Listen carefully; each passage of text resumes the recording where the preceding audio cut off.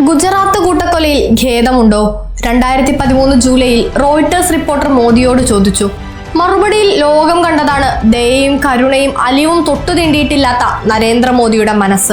ഓടുന്ന കാറിനടിയിൽപ്പെട്ട് പട്ടിക്കുട്ടി മരിച്ചാലും ഖേദമുണ്ടാകുമല്ലോ എന്ന മട്ടിലായിരുന്നു ആ കുപ്രസിദ്ധമായ പ്രതികരണം. ആയിരക്കണക്കിന് മനുഷ്യരെ വെട്ടിയും കുത്തിയും ചുട്ടും മാനഭംഗപ്പെടുത്തിയും കൊന്നുകളഞ്ഞ ക്രൂരതയെ കാറിനടിയിൽപ്പെടുന്ന പട്ടിക്കുട്ടിയുടെ മരണത്തോട് ഉപമിച്ചു രസിച്ച ഭരണാധികാരിയാണ് മോദി.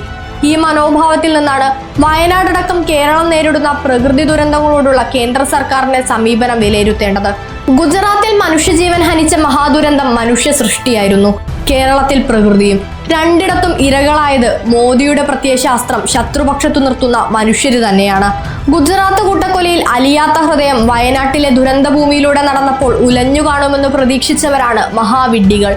ഗുജറാത്തിൽ തങ്ങൾ ചെയ്ത മനുഷ്യഹത്യ കേരളത്തിൽ പ്രകൃതി നിർവഹിക്കുന്നു എന്ന മനോഭാവം മറച്ചുവെക്കാൻ ഒരിക്കലും മടിച്ചിട്ടില്ലാത്ത സംഘപരിവാർ മനസ്സ്.